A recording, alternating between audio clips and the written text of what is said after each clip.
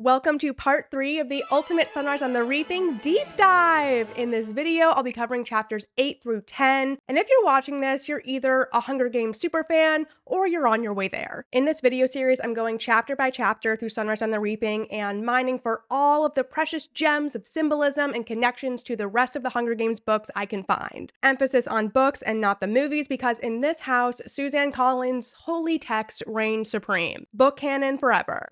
This is my third reread of Sunrise on the Reaping, but if you're reading it for the first time, you can follow along with me since I won't spoil anything beyond the specific chapters I'm discussing. This means that while I'm discussing chapter 8, there will be no spoilers for chapter 9 and so on. Each chapter review is organized into several sections. There's the recap, character analysis, lore and world building, symbols and themes, possible foreshadowing, series connections, and notable quotes. Yes, I'm aware that is a lot, but I meant it when I said that this is the ultimate deep dive on this book. So if you need to catch up, you can find the other parts of my series in the linked playlist. And if you'd like to watch or listen to this without any interruptions, you can find the ad-free versions on my Patreon. You can also download this video as a podcast on there. Working on these chapter deep dives continues to be quite an intense labor of love, so it's been extra important for me to get high quality sleep, and my eye mask from Manta Sleep has been such a big help. So big thank you to Manta Sleep for sponsoring this video. Wow, what a seamless transition. I never would have been able to pull that off if it weren't for all the rest I'm getting with my beloved Manta Pro sleep mask. But in all seriousness, I wear this mask every single night and bring it with me whenever I travel. I love it. I'm super sensitive to light, and this blocks out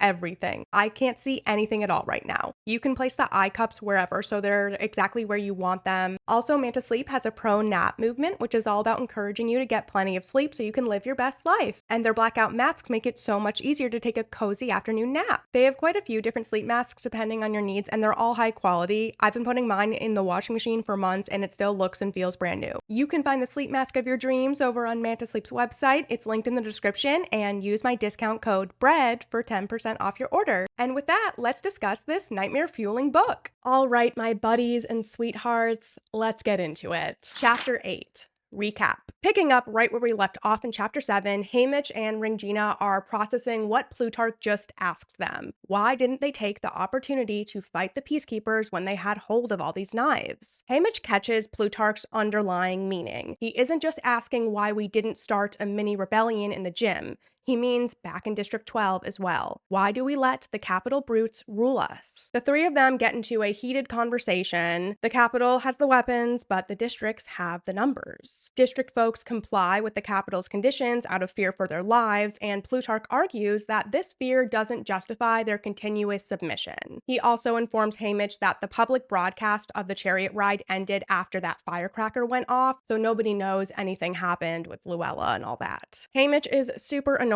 with Plutarch. He just wants him to leave him alone. Maisie takes on the project of redesigning a lariat Ampert had into a token-worthy necklace. And then we have the big reveal. Ampert's father is also his mentor, and his name is Beetee. Dun dun dun. He is being punished for creating a plan to sabotage the Capitol's communication system. Beetee didn't suspect he'd been caught until his son's name was pulled at the Reaping. Haymitch is learning all of this at Beetee's station in the training center. And while he's there, Beetee's giving him a detailed lesson about how to turn a potato into a battery. And their talk gives Haymitch the idea of this possibility of breaking the machine that is the arena instead of just outsmarting it. He consults with Beetee a bit about how to do such a thing. When they shake hands to say goodbye, Beetee slips one of the little packets of coins and nails used for the potato battery into Haymitch's hand. And then the tributes break for lunch, and Districts 3, 7, 8, and 10 come over to sit with District 12. The careers went and bullied District 6 by way of stealing their lunches, and the peacekeepers don't appear to care at all. District 6 is in bad shape. They were already malnourished and sustained injuries in the chariot chaos. Haymitch quickly develops a soft spot for them because of the color of their outfits. It's dove, a purplish gray. He offers them some food and easily convinces them to join this non-career alliance. Haymitch and Welly, one of the tributes from District 6, come up with a name for it, the Newcomers. And then they're all getting along and working together for the rest of the training day. On the way back to their quarters, District 12's van stops in front of a grand white marble building, and peacekeepers tell Haymitch to come with them. He's brought to the entrance, and standing in the doorway is Plutarch, saying that the president had second thoughts about Haymitch's performance. The chapter ends with Haymitch thinking, "This is where I pay for painting my poster." Scary. Character analysis. Plutarch. I'm going to get more into him during the symbols and themes section, but it's very interesting to see him broach the subject of rebellion with Haymitch. He doesn't seem concerned about being overheard, and the text doesn't say he's whispering or anything. The trainer, Hercilia, hands Haymitch a knife and tells him it's his turn again in the middle of this initial conversation. People can hear Plutarch. He's talking in a way that could be excused as his producer/reporter duties, since he's framing it by asking questions, but still, he's saying some risky stuff here. I think this shows just how dialed in Plutarch is. He's securely established his reputation in the capital and figured out what he can get away with saying in public. He's very slippery. Haymitch. It's been well established that Haymitch is a protector, but we see him be a leader here too. Major mentor vibes. Haymitch has solid social awareness. He's taking charge with how to go about the alliance and directing Maisie and Wyatt on how to behave. The way he talks to Maisie here reminds me of him coaching Katniss for the cameras. Wyatt. Oh boy, I'm concerned about this guy. He really struggles in the social cues department, and I'm worried he's gonna get himself into some trouble. His response to being told not to bring up the tribute's odds when they're about to properly meet for the first time is, "Can I do other people's deaths?" Honey, no. However, Wyatt does end up getting along very well with the kids from District 3. They bond over doing math about the odds. Maisie. Our girl is crafty. She makes jewelry. Initially, she recommends making Ampert's simple lariat into a braided necklace, and this feels like a nod to Katniss and Prim making their morbid necklaces of rope. Since Maisie and Astrid were close friends, I bet she did her fair share of braided jewelry making, which makes sense given her elaborate braiding skills that she does for Katniss's hair at the reaping. With Maisie's willingness to make these tokens for the other tributes, there's definitely an element of generosity, but I think it's also a way for her to self-soothe. She's doing something she enjoys, and overall it's a familiar, mindful, comforting activity. She's still being a little bossy and opinionated about how things should look, but that's probably how she acts when she's crafting with her sister and friends back home. Being able to make these creative decisions gives her a sense of control, which we know is important to her. I love this little moment where she just has full confidence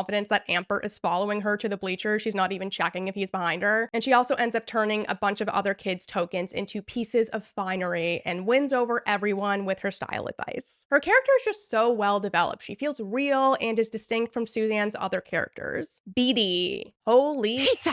Beetee is here, and he's Ampert's fucking dad. Beetee's described by Haymitch as a small man with black hair with steel-rimmed glasses and bears a strong resemblance to Ampert. And note, he is introduced simply as Beetee, a victor from District 3. He does not have the last name Latier that the films gave him. Suzanne didn't give us his last name, therefore Latier is irrelevant in my house. It's not his name. But wow, I feel so bad for Beetee. There's no mention of his family in the trilogy, and obviously we know Haymitch wins the game, so that means Ampert is out of the picture. I guess I just imagined that he lived a solitary life, inventing things and being buddies with Wyrus. I didn't think of him as a family man. My bad, Suzanne. Sorry. Beetee is so blunt with Haymitch about his situation. He's not afraid of being overheard, even though he's admitting to the fact that he's being punished for the rebel act of planning to sabotage the capital's communication system. And of course, in Mockingjay, we see Beetee do just that. He's controlling what's on TV all over Panem. But anyway, here Beetee, he's not hesitating at all to admit this publicly. I'm too valuable to kill, but my son is disposable. This punishment is so heinous, and Snow's making it as painful as possible for Beetee. Mentors don't traditionally attend training, but Beetee is sentenced to witness every second of his son's life ticking away.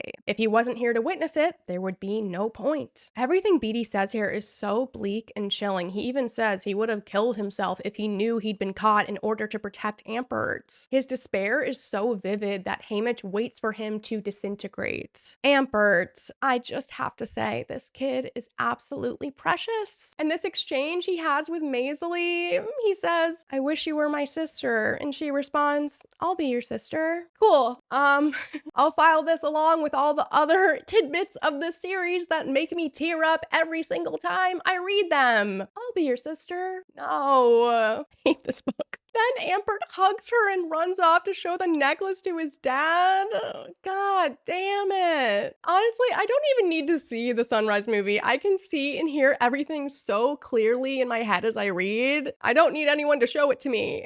Ampert's so bright and confident too. Like, was Beatty like this before his game snuffed out his innocence? I'm clearly going to be whining a lot in this video, probably for the rest of this deep dive series. It's not my fault. Welly. Oh, great. Another sweet girl Haymitch feels compelled to protect. Peeta! I can't handle this introduction. A bone-thin little girl in Lenore Dove's color collapses on the bleachers sobbing, and then Haymitch gives her what would have been Luella's lunch. What a great omen. She says, "We're sorry our chariot hurt your friend."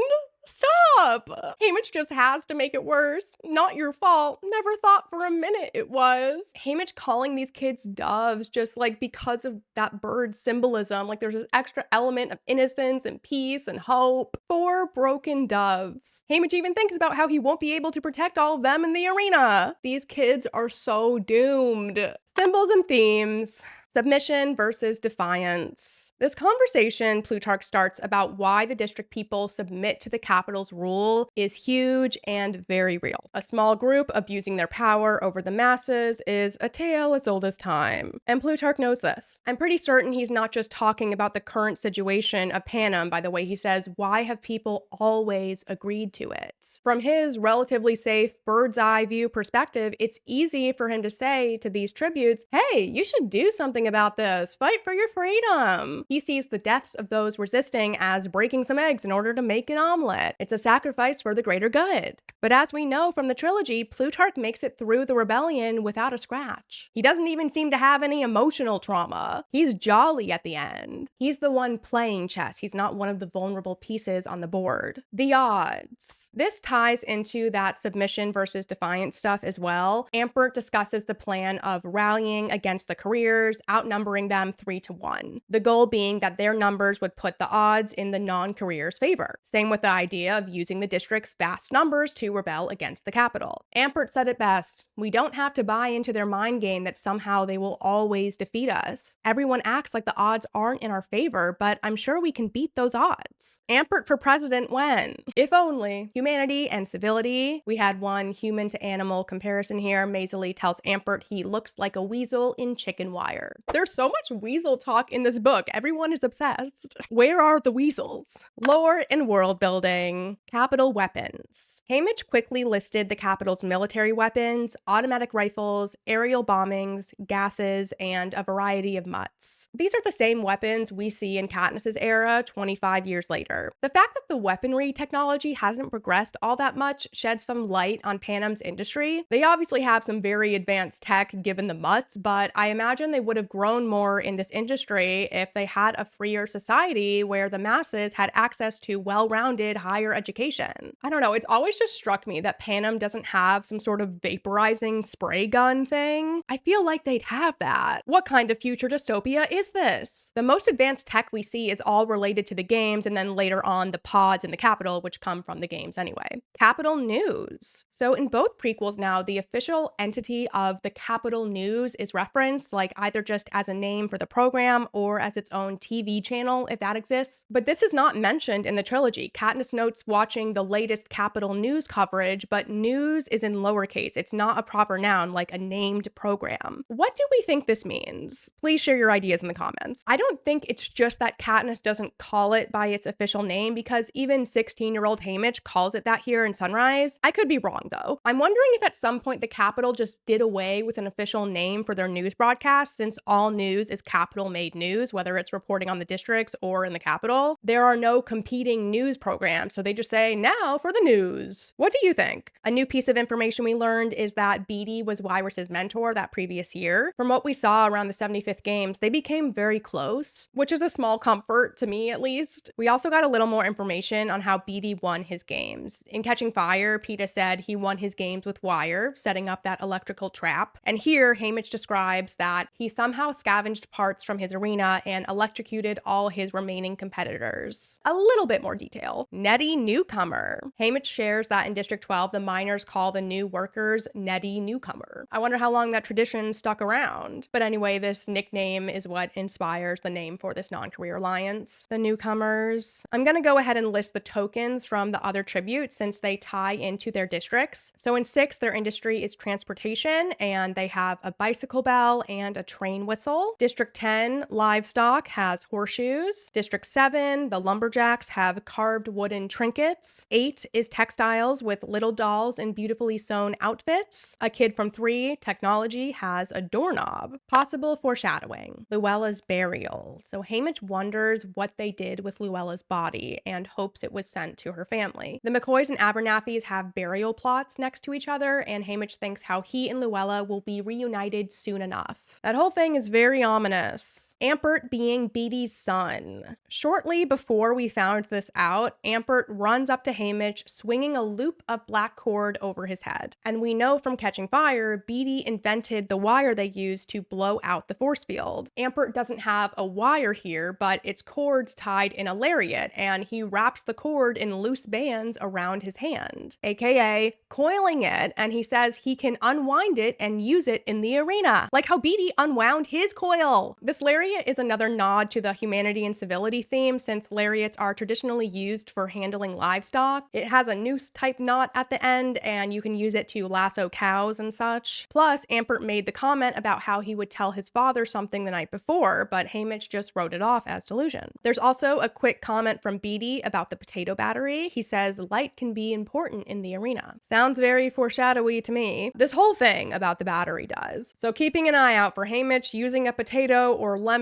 or something else as a battery, plus Beety's warning not to eat anything after it's been used as a battery. It's just so specific, and he keeps giving more info about this. Like, the lesson dragged on a little long for me as the reader, to be honest. It's very much a science lesson, but Suzanne isn't wasteful with her words, so there must be a reason that we're getting all of these details about copper and zinc and stuff. Haymitch notes that he and his allies learned to make snares, throw axes, and set a broken leg. Tucking that in my brain for things to look out for during the game. Series connections. Littleish thing, but Plutarch remarks that he could tell that Luella was a person of substance, which can mean a few things, but overall, it's a compliment that she was a good person. Back in the first Hunger Games book, after the interviews for the 74th Games, Katniss, it's dawning on her that Peeta's love declaration was actually very helpful for her, and she thinks, Haymitch is right, I survived my interview, but what was I really? A silly girl spinning in a sparkling dress, giggling. The only moment of any substance I had was when I talked about Prim. It's just a little thing about being a person of substance, but it stood out to me since Katniss and Luella share the sweetheart nickname. Potatoes. Beety specifically working with a potato has to be a nod to Miss Katniss, since she's named after the swamp potato. It's another name for the plant Katniss. And Beety showing how you can tap into the natural power inside this humble root vegetable, and it can create a spark and light. Very girl on fire. I don't know if this next thing is real, but hear me out. Beety says 2 potatoes would provide more power. And Haymitch responds, I guess if I can find 1 potato, I stand a good chance of finding 2. So if Katniss is symbolizing this powerful potato that Haymitch found, as in mentored to victory, then Peeta is that second potato he found alongside Katniss. The 2 of them lit the fuse for the rebellion. Is this making sense to anyone? No? Yes? Tell me. Also, this potato lesson is a great reminder of the negative impacts of this limited education the capital provides in the districts, focusing on teaching kids how to work in their industry and only that. Haymitch notes that his family could have saved a lot of money on candles if they knew how to generate electricity from potatoes. He's sort of joking, but still. Victor children as tributes. Katniss made note of this practice in Catching Fire at the start of the Victory Tour when she's thinking about if President Snow would make her and Peeta have children, which would have to face the reaping each year. And wouldn't it be something to see the child of not 1, but 2 victors chosen for the arena? Victor's children have been in the ring before. It always causes a lot of excitement and generates talk about how the odds are not in the family's favor. But it happens far too frequently to just be about odds. Gale's convinced the Capitol does it on purpose, rigs the drawings to add extra drama. Given all the trouble I've caused, I've probably guaranteed any child of mine a spot in the games. So by Katniss's era, this is happening a lot. I wonder how many games she's seen where the child of a victor is in the arena. Katniss also thinks about how Haymitch could have had his choice of any woman in the district but never married, choosing solitary confinement. Was it because, having been in the arena, he knew better than risking the alternative? Well, yes, Haymitch did in fact know better, experienced it firsthand. In contrast, at the time of Haymitch's games, this seems uncommon. Haymitch seems more susceptible to the Capitol's propaganda in regards to the lives of victors. Like that part of their prize is that they're more secure and protected. He genuinely wondered for a moment how Ampert ended up being mentored by Beetee. Are they just the unluckiest family in Panem? His first instinct here isn't that there's any sort of blackmail or punishment going on. It's all about the odds not being in Beetee's favor. It doesn't seem like he's being sarcastic here. Like, I thought he genuinely is confused for a second. Let me know what you think. Hijack. I screamed at this. Haymitch thinks about how he will need Beetee's help since he not only outsmarted, but hijacked his own arena. Hijacked. Obviously, this word has a different meaning and weight to it in the trilogy, and Beetee is the one called upon to explain Peeta's hijacking to Katniss. Katniss did not know the word hijack, but Haymitch does. People have different vocabularies, but I can also see this as part of the degeneration of the education system in 12. Maybe less emphasis on reading and writing and taking away opportunities to learn words that hint at rebellion, since as Beetee explained to Katniss, the term hijack comes from an Old English word that means to capture, or even better, seize. Overall, I see the use of this word in Sunrise as a little Easter egg. Notable quotes. I have to put in Plutarch's mini monologue about submission. It's just too good. I see the hangings and the shootings and the starvation and the Hunger Games. I do. And yet, I still don't think the fear they inspire justifies this arrangement we've all entered into. Do you? Why do you agree to it? Why do I? For that matter, why have people always agreed to it? Well, it's something to think about. I also found it hilarious that, after he says this, Haymitch thinks about Plutarch. I tried to ignore him, but he keeps yapping. He really said yapping. And later he goes, "Why do you keep dogging me?" I love Haymitch's voice. It's so clear. Next is a funny exchange between Maisie and Haymitch. Haymitch says, "You have to be nice. Don't comment on her hair. Don't comment on her nails. Don't comment on how she looks in brown. Don't ask her to examine your pin because you're an authority on jewelry." Maisie sniffs. I like her hair. I love her so much. She knows Haymitch is right, but she has to get in a little jab that he can't predict everything that she's gonna say. Next quote is from Ampert. "My father wants to meet you. He's at the booth with the potato." On its own, this sentence isn't an iconic quote, but when I read it for the first time, I could hear a record scratch. I felt like Katniss when Peeta said, "If it weren't for the baby."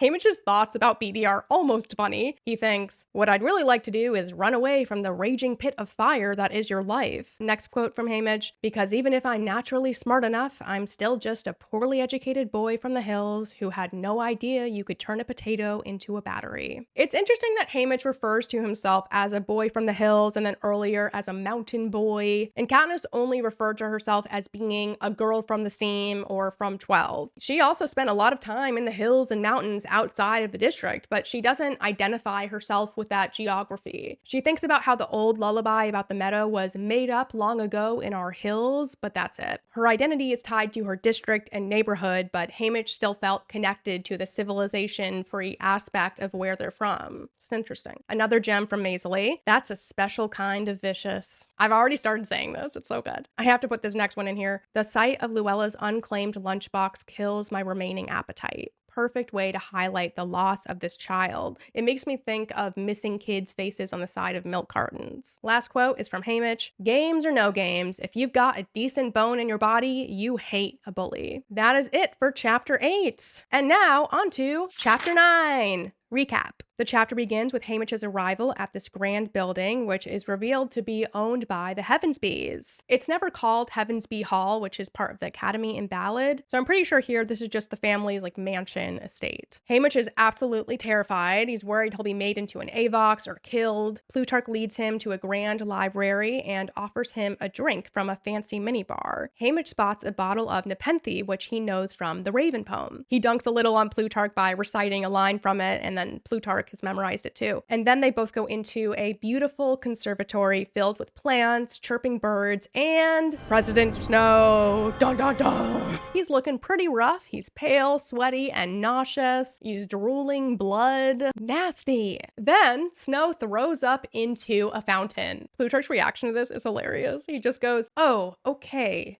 I think it's the most caught off guard we've ever seen Plutarch. He and Haymitch hold up Snow and walk him to the library, like they're just helping their buddy home after he drank too much at a party. Then Snow asks for milk, and Haymitch is told to grab it from the bar. He takes as long as he can finding it, playing dumb, and when he sees the milk pitcher, he covertly chugs it. Haymitch, you will always be famous. That's my boy right there. Plutarch plays along with Haymitch's hijinks. He's blaming the servants for the empty pitcher, and then he runs off to get more. Then Snow throws up again, this time into a crystal bowl. What a spectacular image. He's feeling better after that and tells them that he has food poisoning from some oysters, and so does Incitatus Lumi, who is the chariot parade master. By the way, Incitatus was the name of a Roman emperor's favorite horse. The horse parade master guy is named after a horse. I see you, Suzanne. Then Snow makes a few insulting comments about 12 and beckons Haymitch closer to look at the flint striker. It's just the two of them here because Plutarch was sent off for more milk and some bread. Snow puts his grubby hands all over the striker, attracted to the songbird and snake pairing, and finds an inscription from Lenore Dove that Haymitch wasn't aware of. For H, I love you like all fire, LD. Snow very creepily tries to guess which color is the second half of Lenore Dove's name. He expresses his hatred of birds and gives an incel rant about how women pretend to love you.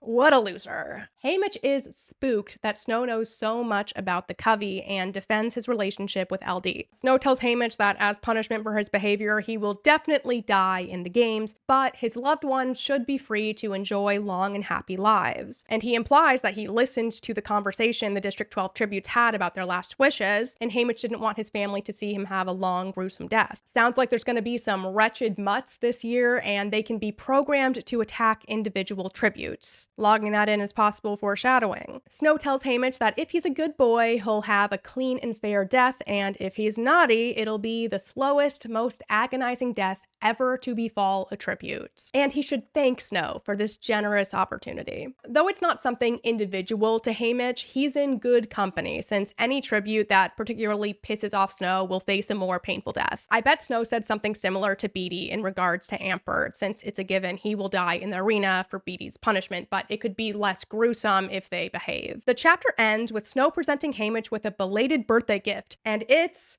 Luella McCoy? What? This chapter is such a ride. It's given me emotional whiplash. It's funny and then completely terrifying. It's fitting that part 1 of the book is called The Birthday, and it ends with Haymitch getting a belated birthday gift. Next up is part 2, The Rascal. Character analysis. Haymitch. Him saying again that he doesn't drink hurts me. Anyways, Haymitch is quite the actor. He's putting on a helpless doofus charade when he's looking for the milk, then secretly gulping it down and then being like, oh no, it's empty. And Snow also chugged his whole pitcher of milk once he got it. We're seeing Haymitch's radicalization in real time. He thinks it's scary watching him possibly die. It's even scarier that I can resist helping him. Before the reaping, I bet I would have been right in there. Luella's death changed me. Maybe I'll end up being victor material after all. Full body chills. We get a glimpse into Haymitch's insecurities and his relationship with Lenore Dove. He sees LD as the center of his world, which isn't necessarily a good thing, and she has ambitions beyond just being with him. Her having these secrets instead of being an open book probably feels empowering. I do believe she trusts Haymitch, but she wants to own some of her private experiences. I get that. Since we're already talking about her, Lenore Dove. So we had a little insight about her this chapter that is very Lucy Gray. She told Haymitch that the way she calmed herself after being arrested was recalling something she read, that sometimes the only thing you can control is your attitude to a situation. She could decide whether or not to act scared. It's quite the novelty that she had access to so many books. In 12, there aren't many aside from school books and family-made books like Katniss's family plant book. Since the Covey had lived independently outside of the districts and traveled all around, it makes sense that they have a decent collection of books, gathering them over the years. Ancient things with cracked leather bindings and paper delicate as moth's wings. The family treasure. LD adores books, according to Haymitch, and sometimes he sees books at the Hob and trades for them when he can to save to give to LD for her birthday. Lover boy Haymitch, being precious as usual. I don't know exactly where LD read this quote about controlling your attitude, but I found a couple possibilities. There's a quote from Man's Search for Meaning by Holocaust survivor Viktor Frankl. Everything can be taken from a man but one thing, the last of human freedoms, to choose one's attitude in any given set of circumstances, to choose one's own way. There's also a quote from Maya Angelou, if you don't like something, change it. If you can't change it, change your attitude. If you have any ideas where Lenore Dove's quote is from, please share them in the comments, especially lines from songs or poems. Let's use our collective brains. Plutarch. Based on tidbits from the trilogy, Plutarch is well read. He famously told Katniss about Panem et Circenses. I never know if I'm saying that right. In this chapter, we see he not only has access to an abundance of books, but that he likes to read. He says, everything you need to know about people is right here in this room. These books helped Plutarch master the art of manipulation.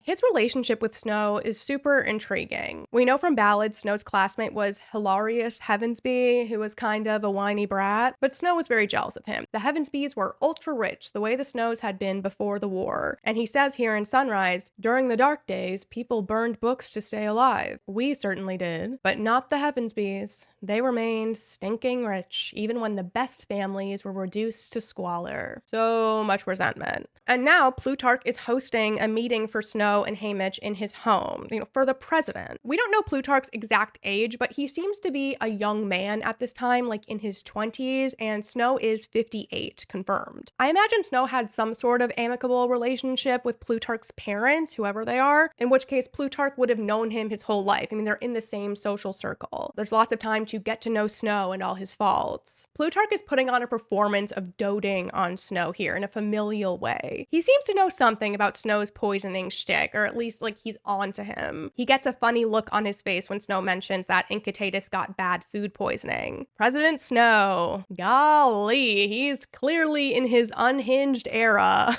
or his extra unhinged era. He was getting pretty wild and ballad. He's drunk with power. He's feeling so untouchable that he doesn't even care about being a barfy mess. As Haymitch points out, there's no embarrassment or apology, no effort to disguise this moment of weakness. It's almost like he wants us to see it. Yes, there's this element of feeding his food poisoning alibi, but he's also sort of throwing up as a flex, question mark? It reminds me of the movie Billy Madison. I haven't seen this since I was a kid, but there's a moment where Adam Sandler's trying to make a kid feel better about accidentally peeing his pants by pretending that he did too and saying how it's really cool to pee your pants. It doesn't exactly line up with Snow's barfing situation here, but I keep thinking about it.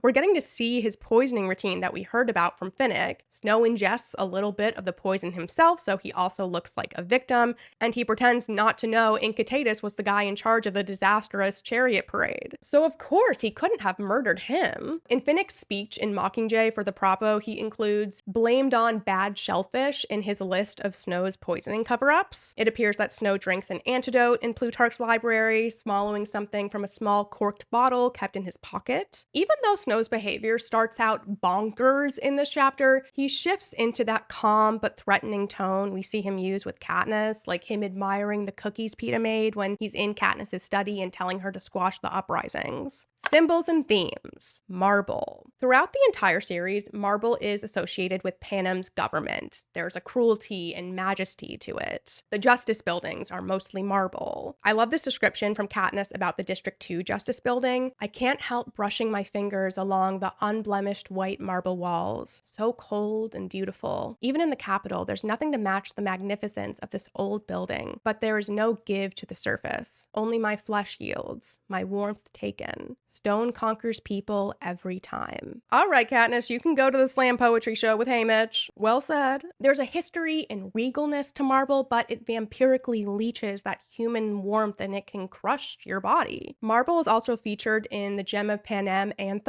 bottom goes Gem of Panem, Heart of Justice, Wisdom crowns your marble brow. In regards to the Heavensby home here in Sunrise, Haymitch says, as I passed through the doors of this marble fortress, I have never felt more breakable. Purple and violet. I know they're both the same color, just they have these different names. But they pop up here again. There's two men in violet uniforms mentioned at the end of the previous chapter, and now that we know this is Plutarch's place, it has more weight. Back when I discussed chapter 2, I noted that Plutarch wears a violet jumpsuit when Haymitch first met him, and in the trilogy, all of the game makers, including Plutarch, wear deep purple robes. There's other mentions of purple and violet in the series, but I'd say when it's associated with Plutarch, it's symbolizing the ruling class and aristocracy. Plutarch's name is the same as a famous Greek philosopher and biographer who came from a wealthy family. It fits. And Plutarch reveals the name of his library-loving ancestor, Trajan. A successful, popular, philanthropic Roman emperor was also named Trajan. Suzanne's intentional with her names. The golden staircase and the eagle. I'd say this is meant to symbolize freedom and the path to progress. The staircase spirals around a white marble column, and the gold eagle is on the railing at the top. In the series, gold is associated with rebellion, community, and freedom, and here this gold is paired with the marble, symbolizing Panem's government. The bald eagle is the national bird of the United States, so it's traditionally a symbol of freedom and independence. Lots of layers of meaning. Plutarch plays a huge role orchestrating the rebellion and creating a free Panem in the trilogy, so this tracks. A replica of this eagle staircase is also featured on the white china pitcher of milk. The staircase wraps around it. Haymitch uses this pitcher to perform a small act of rebellion against Snow, and the symbol is embroidered on a pillow next to Snow on the couch. Suzanne wants us to notice the symbol. Let's talk about this pop-up minibar situation. So Plutarch turns a knob shaped like a goat's head on a desk, and it splits open into a tray full of liquor. I can't help but read into this goat's head. It could have just been a normal knob or another eagle, but Suzanne wrote goat. I initially jumped to the devil association with goats, and since it's the knob to a liquor cabinet, there's that element of temptation and sin. But I don't know if that's what Suzanne meant here, so please share your ideas on this. Actually, I'm pretty sure this is what the goat's head means. So thank you to Misty Barnes on Patreon for saying this, because as soon as I read it, it's like, duh, of course. They pointed out that in the trilogy, Prim's goat lady is known for, they get milk from her and cheese. So the goat's head is just teasing that we were about to have a milk situation. I think I was going in a little too deep with this devil symbolism, but let me know what you think. The raven, specifically Nepenthe. In the poem, it's unclear if Nepenthe is the liquor or the drug added to the liquor, and the narrator talks about drinking it in order to stop thinking about his love, Lenore. We know Haymitch develops an alcohol addiction, so I'm going to count this as foreshadowing. He embodies the narrator of the poem, and I'm pretty sure Lenore Dove is the raven. Haymitch even says the important part about Nepenthe is it makes you forget terrible things. And apparently the capital used to have their own version of real Nepenthe, which had morphling in it, but it was banned for its addictive qualities. The Nepenthe plant is in Plutarch's garden, and it is carnivorous, designed to lure insects to its nectar-filled pods, then trap and drown them. The plant absorbs the nutrients from the dead insects. Haymitch and Plutarch joke about the irony of drowning your sorrows with the Nepenthe liquor, but this plant reminds me of Plutarch's role in the double bombing trap. Yes, the basic idea was Gale's, and then expanded upon by Beatty, but it's implied that Plutarch incorporated the silver parachutes. People in Panem have been conditioned to see these parachutes as a source of food and medicine, and the capital children eagerly grabbed for them, and then they were consumed by flames. So the exploding parachutes equal the Nepenthe pods. Yeah?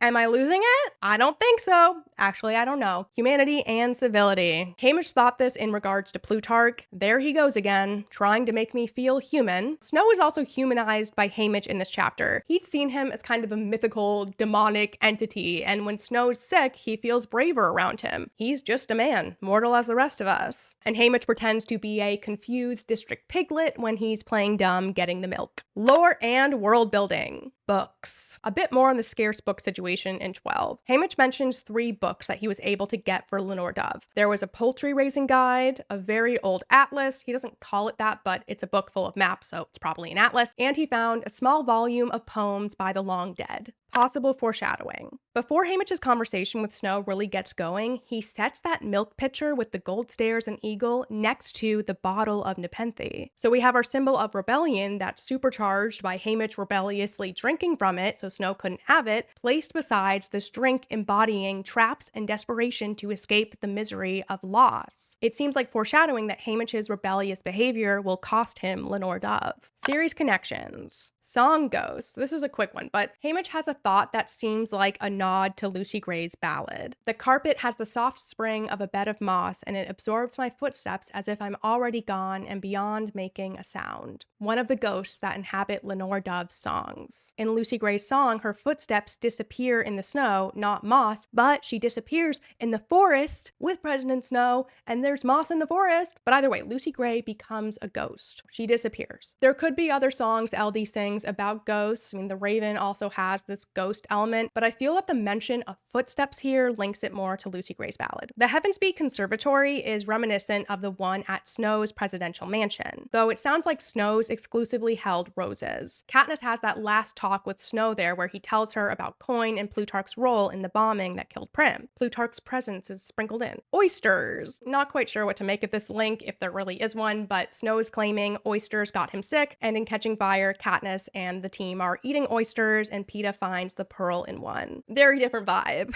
Notable quotes. This is the first sentence of the chapter, and it's another slam poetry banger from Haymitch. A fragile collection of muscles and bones, a few quarts of blood wrapped up in a paper-thin package of skin.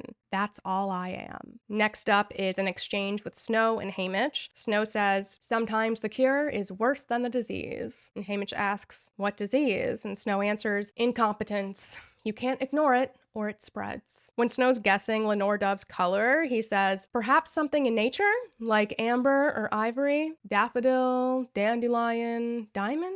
Clear nod to Tam Amber and Maud Ivory, plus another mention of daffodils and dandelion are opposing yellows. Dandelion is hope and daffodil is a warning. I'll admit I'm kind of obsessed with all of Snow's dialogue at the end of the chapter, but who could resist when you get both the color and the bird? And we know how they feel about their birds. And another one, bet I know a thing or two about your dove. Like she's delightful to look at, swishes around in bright colors, and sings like a mockingjay. You love her, and oh, how she seems to love you. Except sometimes you wonder, because her plans don't include you at all. And last one, romantically speaking, you're dodging a bullet with these games. What an ass! Alright, that is it for chapter 9. Before we get to chapter 10, I need to say something. This isn't related to these chapters, but I have to discuss it since I skipped over it when I did my notes for chapter 2. I made a TikTok about this, so you may have heard it already. Let's talk more about Burdock Everdeen saving Otho Mellark at the Reaping. In the chaos after Woodbine was shot, everyone's ordered by the peacekeepers to get down. Standard position is on your knees, hands behind your head, and forehead to the ground. People quickly follow orders, but Otho is in shock and remains standing, his feet shuffling back and forth. He must have been standing very close to someone who was shot, since there is someone else's blood in his hair. Burdock punches him hard in the back of his knee, and it's enough to get him down on the ground and out of the line of fire. This punch to the knees probably saved his life. Peacekeepers could have shot him purposely or accidentally in a second if it weren't for Burdock's quick thinking and awareness of the safety of those around him. If Otho had died, Peeta never would have been born, obviously, and this ties into how Katniss and Peeta were fated to be together. They were purposely written this way. The Capitol basically called them doomed, the star-crossed lovers, but their destiny was to doom the Capitol and be each other's saviors, pretty much. Katniss is fire, Peeta is bread, and the special marriage ceremony in District 12 is the toasting, where the couple makes a fire together in their new home, toast bread over it, and share it. When Peeta burned the loaves of bread for Katniss, it was this symbolic cosmic toasting that bound them together. The root of Katniss and Peeta's relationship is saving each other's lives. They take action to keep each other out of harm's way as best as they can. Everdeens and Mellarks look out for each other. It's in their blood. Burdock wasn't the only person who could have helped Otho here. Haymitch noticed him standing too, but didn't do anything. Burdock reacted fast, as if on instinct, and saved Otho. Punching his knees wasn't gentle, but it was necessary. necessary and effective. And we see this pattern continue with Katniss and Peeta. Protecting each other got real rough and ugly at times. Also, Otho is escorted away from the reaping area when they go to refilm it because he's marked with gore. Peeta's father being saved at and removed from the reaping is a huge contrast to how Peeta is chosen for the games and then chooses to go back the following year. Both times his mission is saving Katniss, sort of karmically repaying that debt to Burdock for saving his dad. It's amazing. I forgot to say this, but another layer is it was specifically the back of one of Otho's knees that Burdock hit. And at the end of the 74th games, Katniss saved Peeta from bleeding to death by using her last arrow to create a tourniquet around his leg just under the knee. He'd been bitten in the calf by a wolf mutt. These Everdeens are always saving these Mellarks by messing with their knees. Ultimately, this tourniquet saved Peeta's life, but his lower leg needed to be amputated. And of course, the whole reason Katniss had that arrow was because Burdock taught her how to use a bow. It's beautiful.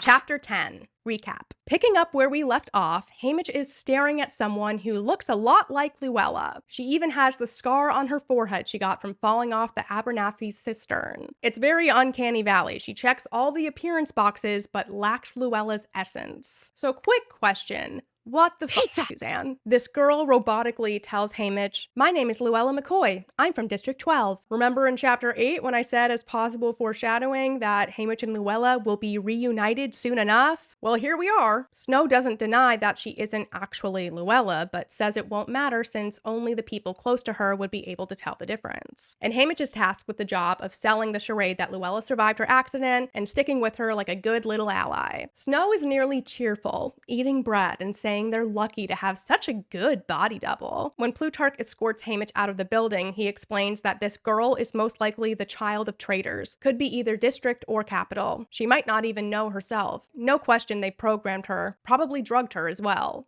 Scary! She and Haymitch go back to their living quarters and he introduces her and they all eat some stew. It's clear fake Luella is starving and Mags and Wyrus tend to her. They guess she's from District 11 since she's drawn to that district's signature bread roll. Maisley comes up with a name to call her, Lulu. Then Mags and Wyrus lead a little strategy meeting after supper. They're supportive of the alliance. They theorize about the nature of the arena based on info from training, so maybe it'll be wet, dark, and they'll need to dig for food. Haymitch, Maisley, and Wyatt have bonded a bit and they all sleep in one room along with Lulu with the boys on the floor. Haymitch stays up to practice keeping watch and Lulu holds his hand in her sleep. Then the electricity goes out and someone starts knocking at the bedroom door and it's Beatty with a potato flashlight. He tells Haymitch that Wyrus turned off the building's power and he snuck up there using the utility stairs. He came because he wants Haymitch to be part of a secret team conspiring to break the arena. Beatty explains they could do this by drowning the underground supercomputer powering it. Another Quell plan to destroy the arena. There's some irony that the plan for the 50th games is to basically drown the arena, and in the 75th arena, the tributes all start in the middle of this huge body of water. And that is it for that quick chapter. Character analysis. Haymitch. We know sarcasm is baked into his personality, but it's interesting to see when he heavily uses it. Of course, he's upset about this Luella situation, but he's not crying or yelling. Instead, everything out of his mouth when talking to Plutarch is full of sarcasm. You're my hero. She's going to knock him dead at the interview. This is his defense mechanism. And of course, Haymitch had to go big brother mode with Lulu after the initial shock wore off. He said, "It's okay, Lulu. No one here will hurt you." And then he thinks maybe he should sing her a lullaby to calm her down. Screaming, crying, throwing up into a crystal bowl. All right, Lulu, aka fake Luella. The abuse of this poor girl might be the most twisted, depraved, evil act Snow has ever done. Just thinking about all the surgery they've done to this innocent child, that breaks my heart. Plutarch. So it appears that while Plutarch wasn't aware of the plan to make a body double of Luella, he is somewhat familiar with this practice and claims not to approve of it, at least in this situation. Very scary to think of how often body doubles were used like this. I believe Plutarch disapproves of Luella's body double situation, but based on his characterization in the trilogy, I wouldn't put it past him to be on board with this practice in certain circumstances. He can justify horrors when they serve his agenda. Mags. When everyone's horrified by Lulu, Mags is only concerned. She just sees a child in need and I love her so much. And that's all I have to say. Wyatt, we see some empathy from him here. He quickly accepts that Lulu is their responsibility. Good on you, Wyatt. Beetee, or should I say badass Beetee, and Wyris too. They're very cool. The way they pulled off this secret meeting has my head spinning about the third quarter quell. We know that the Victor rebels were communicating somehow, and this same type of rendezvous setup could totally have been a thing. Haymitch, Wyris, and Beetee were all in on it. And this whole situation of knocking out the electrical power system, lines up with the third quarter quell plan to blow out the force field. It's all about electricity and power and shutting it down. Symbols and themes, humanity and civility. Haymitch refers to Lulu's pulse beating fast like a baby bird's heart. And remember, back at the chariot parade after Luella died, Haymitch interacted with a woman wearing a bird's nest on her head. And now he's calling Lulu a baby bird. Lulu was born because of Luella's passing. It feels connected. The Raven. We got another passage from the poem in this chapter. Haymitch thinks about it at night when he's keeping watch, trying to stay awake, and Beetee shows up knocking at his door. The lines from the poem match up with that. While I nodded, nearly napping, suddenly there came a tapping at my chamber door. Lore and world building. Body doubles. In our world, body doubles are most known in film and television production. A person is made up to look like a specific actor and take their place for certain scenes or shots for a variety of reasons. Since The Hunger Games is a television show, using this wording makes sense. Incredibly sinister though. In this case, it's a child being held against their will and undergoes some sort of programming, plus she's continually drugged via a medical device attached to her chest. There might be some sort of ear implant by the way Lulu paws at her ear when she's upset. It's awful. Arena design. Beetee gives a great explanation about the inner workings of the arenas. It seems to be the same sort of setup during Katniss's era from what we see. There's an underground game maker level beneath the arena called Sub A. Certain manual tasks for the arena are orchestrated from there, but the Capitol doesn't publicize this because the illusion that they're controlling it all from the Capitol is sexier, more impressive. Mutts and feast supplies come up from this level, and there's a powerful computer system in there too, controlling the arena. Possible foreshadowing. Canaries. I already talked in depth about canaries in part 1 of this video series, but in this chapter, Maisie explains that she once had a pet canary named Lulu. So now that we have this little girl named after a canary, some possible foreshadowing is Lulu being a warning signal for danger. Canaries stop chirping when the air is bad in mines, and they die if the miners don't take it to safety with them quickly enough. So let's be on the lookout for a scenario like this with Lulu in the games. And reminder, in Catching Fire, Beetee compared Wyris to a canary because she's intuitive and she was singing and then went quiet because Gloss from District 1 killed her. So a situation like this could happen to our new canary, Lulu. Perhaps someone from one or another career will silence her, or it'll be a situation like a mining canary where the air becomes toxic in some way. Plus, Haymitch mentions that Lenore Dove was enraged by Maisie keeping a bird in a cage. This girl, forced to be Luella, is also in a cage. It's just her own body. Gosh. Tarps. Wyatt notes tarps as a possible clue to the nature of the arena, that it'll be a wet environment. There was a training station showing tributes how to use a tarp to make a poncho, collect rainwater, and use them as a bag. And in the recap of Haymitch's games that we saw in Catching Fire, there's something about him and Maisie using a tarp to collect rainwater. Series connections. Sharing rooms. This is kind of loose, but when all the District 12 tributes chose to sleep in one room together, it made me think of Katniss and Peeta sharing a bed before the third quarter quell. They find comfort in each other's company in this foreign place. Notable quotes. When Maisie first saw fake Luella, she says, "That's not sleeping in my room." It's not funny, but it's funny to read. This next quote is also in possible foreshadowing territory. Dreary. Lenore Dove taught me that word. Losing LD will definitely make life dreary for Haymitch. And that is it for chapter 10 and part 3 of the Ultimate Sunrise on the Reaping deep dive. Please share all of your thoughts and theories in the comments. There's been such fun discussions on these videos. I will continue working diligently on this project. At least I'm about a third of the way through the book. It's been quite the endeavor, but it's worth it. And I really appreciate all the sweet comments people have been leaving about this. It's very encouraging and I really need it because this is daunting. All right, that about wraps things up. Stay tuned for part 4. Please don't ask me when it will be up. It'll be online as soon as I'm done with it. That's all I can say. Special shout out to my patrons. Thank you so much for your support. It means the world, truly. And thank you all so much for watching. And if you haven't already, subscribe for more Hunger Games analyses and do the thumbs up thing.